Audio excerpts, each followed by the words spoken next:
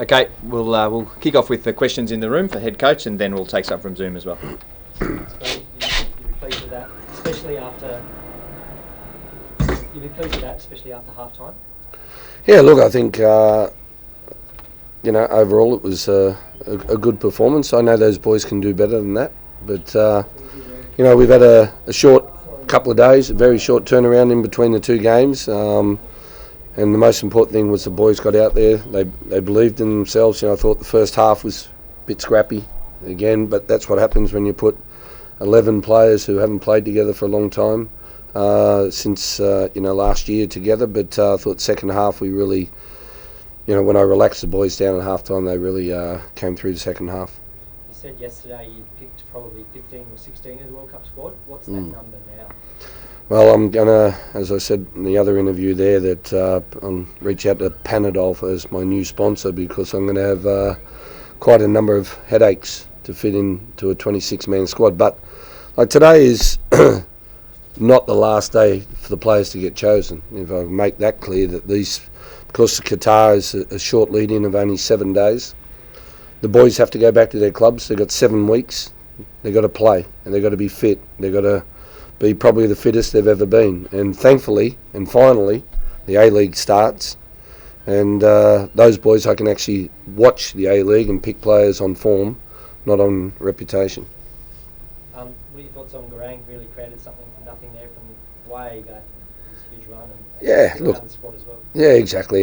He's a kid, mate. He's just turned 18, and I just said to him, "What colour shirt do you play in it every weekend?" He says, "Yellow." I said, "Okay, it's the same shirt. Just do what you normally do." And let the kid relax and let him go out and enjoy it. And, I think he showed some quality when he came on, but it's just the start of it. He's got so much more to learn, and his body needs to build much more. Graham, that was the third largest crowd in New Zealand football history. Wow. Having now experienced these two matches, obviously there's a lot of talk beforehand, but how good would it be to see regular Trans-Tasman football? And is that what do you think it's been good this year? Look, it's from my playing career and early coaching career, Australia and New Zealand was derbies, and that's what I said to the boys on Thursday. And we need them back. I think it's going to help New Zealand. It's going to help the national team. Like they've hardly played any friendlies. First game here for 5 years, I believe, in New Zealand. Crazy. And we're just over the road. So, we should be playing even at junior level, under 23s, under 20s, under 17s, and where, players can improve. But New Zealand play a good way. Danny's got them playing well, and also they're physically strong. And a lot of European nations and South American nations are nowhere near as physically strong as New Zealand, and that's a good part to learn from. And just lastly, you took the time to give Winston Reid hugs to the there. Footballers don't often get to have farewell matches. Oh, it's great. What does it sort of mean to be a part of that occasion? Oh, man, like I gave Timmy Cahill a farewell on one of my first games in charge, and I just think that when you have a special person, that's first, special player, and like someone like Winston, and what he's done for New Zealand football, how he's led the way for other players on his own. He's had a fantastic career, and full credit to the New Zealand Football Association and that for giving him the farewell, but also for the crowd. You can see the banners and everything, and you can see how much the New Zealand people love him, and it'll be a memory that he'll have for the rest of his life, which is fantastic. Graham, what do you think the difference was today? Because you seemed a bit more dominant, perhaps, than on Thursday. I think personally, we changed the whole squad, the whole team, starting team. So we had 11 fresh players, and the match on Thursday was, it was good pace, good intensity, and that pitch was heavy. So I think it maybe would have fatigued the players a little bit from New Zealand, but on our side of it, as I said, fresh young players. Completely different lineup, and they went out right from the first minute and had a fresh brain and fresh legs. Can I ask you, who are the other debutants particularly impressed you today? There's a number there that haven't. They're not debutantes because because of COVID, I had to use 45 players through our campaign. Keanu Backus made his debut. Cam Devlin made his debut. Garang Quayle and Jason Cummings. Those four. Oh, actually. Ryan Strainham and Delbridge. Yeah, six. Yeah, so good point. Look, Delbridge showed some great strength at the back. He's. We put him in mainly to deal with Chris Wood, because of the size of Chris and the physical aspect that he brings. And before we selected the squad, and I thought he did well tonight. Okay, we'll go to some questions online, then we can come back in here. Joey Lynch. Go ahead, Joey. One sec, Joey. Go ahead. Yep. Gotcha. Thanks, Appers, and congratulations, Arnie, on your win. Just watching on some of the post-game analysis here, there's discussions around how much have you learned from this series. Do you feel as though you've learnt enough from seeing your established players play in Brisbane versus the youngsters here, the two different setups? You've learnt enough to make this series really valuable heading into Qatar? Joey, it's nothing but valuable to play friendly games, get the players together with a short lead-in for Qatar. So, to use both squads the way we used it, as I said before, a lot of those boys that played today were Ollie Roo boys that I had with the Olympics.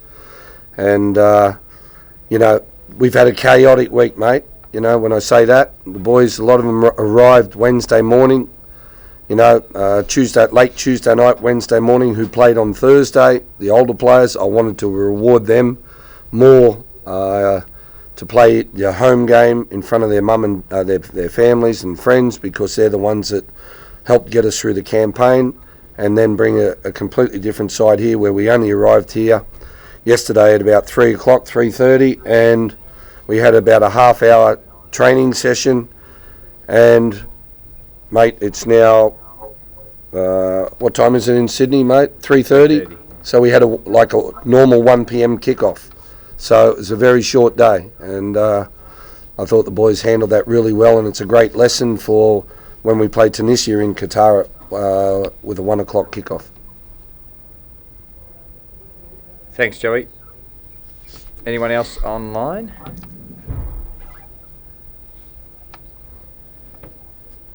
Yep, we've got Joe. Go ahead, Joe. Yeah, just unmute myself again. I did have a few more follow-ups if nobody has anything else on the line. But Arnie, what actual date will you be selecting your squad? Have you got a deadline that you've been given? Do you have your own plans for when you want to have it locked in? Mate, I think it's around the 14th of November. I have to select the squad. Because, again, it's a short lead-in of only 7 days that the players will be playing with their clubs on the 12th and 13th, and I have to name it after that. And also, just a question on the performance of Tommy Dang. It's just his second ever Socceroos game, but I had him close to best on ground. What did you make of him? Yeah, look, Thomas is, I know what he can do. He did that job at the Olympics against Argentina, so I had a lot of belief in those boys because of my time and experience working with him, and Thomas is no different. It's just great to see the kid fit again and back playing, even if it's in Japan J2, but they look like getting promoted, but it's just great to see the kid back and playing. And just last one from me, Arnie, there's been a lot of talk here, about this being the last game before you play France. I mean, have you had any discussions around maybe getting one more late friendly in, maybe when you arrive in Qatar or something like that before the World Cup, or is this it? Mate, there's no chance. We got 7 days before we play France. If we play, when do we play? The players arrive on the Monday. What date's that? The 16th. They arrive on the Monday or the Tuesday, and we play 6 days later. So all you're going to do by playing a friendly game 2 days after they arrive is just wear them out for the first game. So I think we've played enough with each other, and the boys just need to come in fit and mentally ready, and then off we go. Arnie, Joe from the Daily Telegraph, the other Joe. I was curious. I know you said a few times you were keen to see a bit more physicality from your team today. Yeah. Do you think you saw that? I mean, we saw big collisions with Tommy Deng and the like. So were you pleased on that front with the physicality? 100%. You know, I think today we're winning many more 50-50s, aerial duels, second balls. And, you know, if you don't win the second balls, well, then you'll end up, you know, they'll end up having more possession. So it was important that they did that. And I know there were a couple of questions about Garang earlier, but with his first touch, I mean, could you ask for a more exciting kind of opening 2 or 3 minutes to his international career? Mate, it's you know, it's a great experience for the kid, and I just wanted to bring him in to give him the experience of the culture of the Socceroos. He's come in and settled in very, very well. All the boys love him. He felt very relaxed when he went out on the pitch because, yeah, he's already part of the family. So, you know, when he went out there, he did well. But listen, this is not even the first step for the kid. You know, he's got a hell of a long way to go. He's you know, still got to put on some beef and muscle, and you know, he's quick, obviously, but at the same time, improve with his decision making and obviously his defensive efforts. Marco? G'day, Arnie. I'm not sure if you asked this at the start because I missed it, but with Jason Cummings, what's he brought into this camp with his sort of enthusiasm and vibe, and you know, like I guess you could see how excited he was out there today as well. Laughter. He's mental.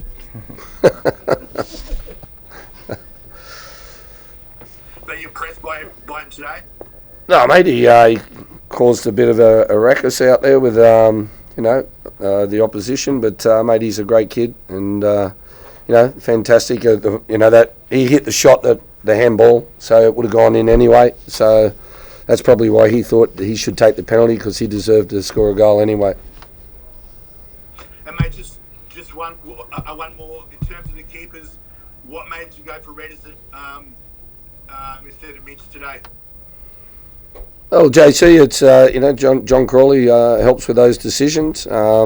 Mitch is playing every week. I wanted to see what state Redders is in. Sorry, of course, everyone knows that he's a great penalty saver in the world now, but I also wanted to show that he's a great goalkeeper as well.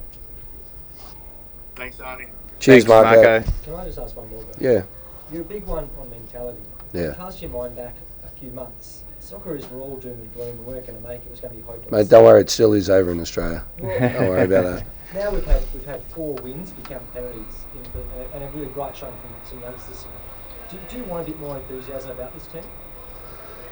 Mate, like, it's actually 5 wins, isn't it, in a row? We beat Jordan. Yeah, 5. So, mate, it's, you know, you can look at the negatives. The negatives was COVID and lockdowns, right? But I look at that as a positive way of how that helped this team. And that is, I got made to use more players to create more depth, and that was with the Olyroos boys. And by being in lockdown on a floor, the boys had to socialise together in a social room, table tennis and all that stuff. And then they are seriously now like brothers, and they will do whatever it takes on that pitch to help each other. So everyone still in Australia talks golden generation. I hate comparing generations, but we've got some good kids. There's some exciting players and some exciting future for a lot of them. But you know, we just got to focus on the next few months. And on those next 2 months, what do you actually do? You go into Europe, you're going to scout them, spend time in Australia. Talk us through that. Well, Renaud Molenstein, my assistant, who lives in Europe, he goes around, and that was the purpose of employing him when I first started, to go and watch all the players. Every Tuesday, Wednesday, I get all the video clips of all the players, so I'm watching them every week, watching their roles and their performances.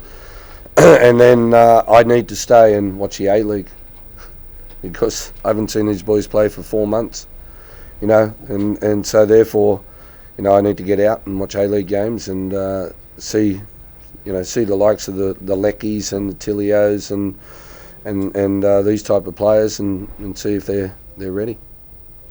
Thanks, everyone. Thank you, guys.